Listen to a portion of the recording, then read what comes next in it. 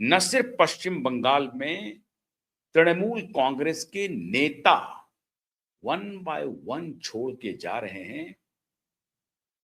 पाला बदल रहे हैं, सामने से घर से कह के जा रहे हैं कि अब मुझे माफ कर दीजिए, मैं अब आपके साथ लंबे समय तक नहीं रह सकता हूं, नहीं रह सकती हूं। ऐसे सैकड़ों कार्यकर्ता आ रहे हैं, नेता आ रहे हैं, जो प्रणाम करके बस निकल चलते हैं और बोलते हैं कि अब मेरा आपका साथ यहीं तक था, आगे नहीं हो पाएगा। अभी एक ताजा मामला आया है मित्रों प्रकाश में। पश्चिम बंगाल में जो सबसे बड़ा हेडक्वार्टर है तृणमूल कांग्रेस का दफ्तर, वो जिस बिल्डिंग में चल रहा है, उसके मालिक ने 2 महीने का नोटिस दे दिया है तृणमूल कांग्रेस को। वैसे तो तृणमूल कांग्रेस के मल्टीपल दफ्तर हैं पश्चिम बंगाल में, खासतौर से कोलकाता के अलग अलग इलाकों में, लेकिन जो मुख्य दफ्तर है, उस दफ्तर के मालिक ने कहा है कि अब ममता दीदी माफ कर दीजिए, अब हमारा आपका साथ यहीं तक था। 2 महीने का वक्त दिया है कि 2 महीने में आप ये दफ्तर खाली कर दीजिए और फिर हम देखेंगे आगे क्या करना है।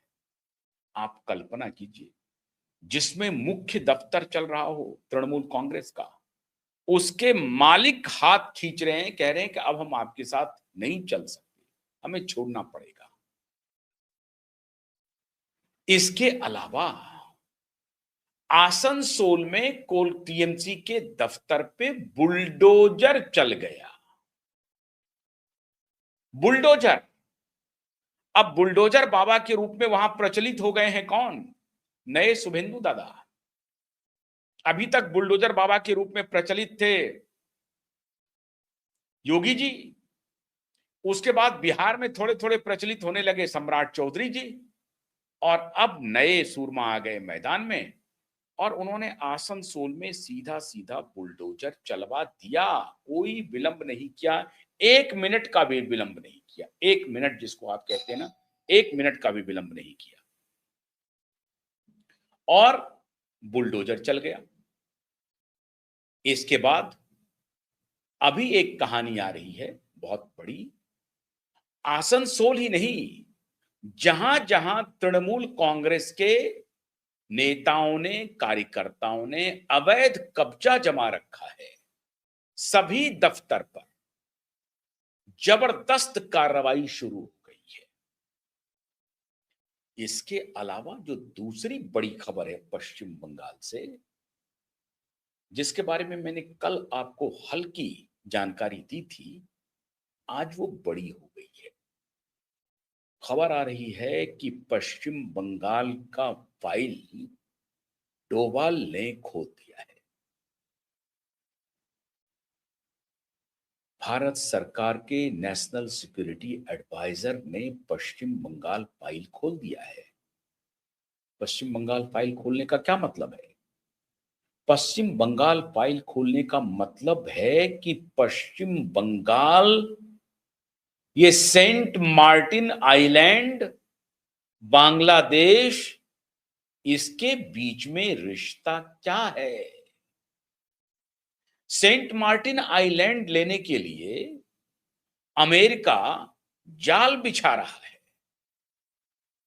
शेख हसीना को पदच्युत करवा दिया, पलट दिया सत्ता को। सीआईए ने पूरा एक्शन संभाला और ये मौलाना यूसुफ जो है, ये उनके स्टूज बनकर के काम किया।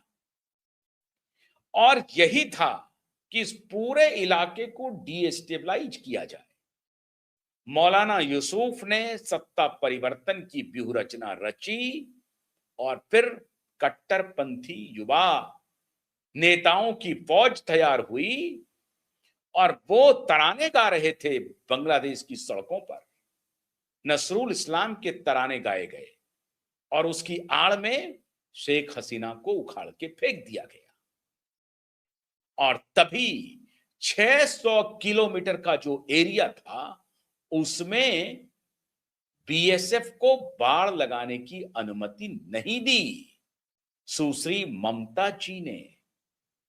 मित्रों, बंगाल फाइल्स अब एनएसए डोभाल की टेबल पर पड़ा है और डोभाल एक एक फाइल के एक एक पन्ने को पलटते जा रहे हैं।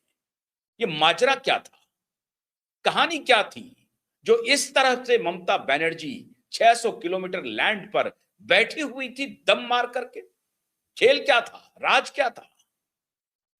और ये कल से एक्टिव हो गया है, जब से मार्को रूबियो ने कोलकाता में अपने प्लेन को लैंड करवाया, तब से हलकान मचा हुआ है।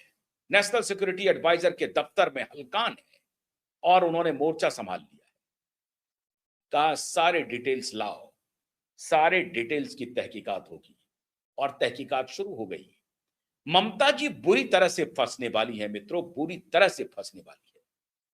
अब ये सेंट मार्टिन, बांग्लादेश और पश्चिम बंगाल, ये तीनों के किस्से जुड़ने वाले हैं और किस्से खुलने वाले हैं।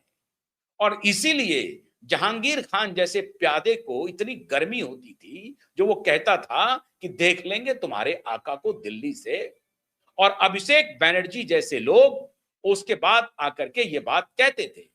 ममता बनर्जी के अब वो सारे फाइल खुलेंगे जो बॉर्डर सिक्योरिटी का जो मामला था, उसमें इतनी दिलचस्पी आखिर क्यों थी, और क्यों संदेश खाली में शेख इस तरह का बयानबाजी करता था और इस तरह का घिनौना कृत्य कर रहा था?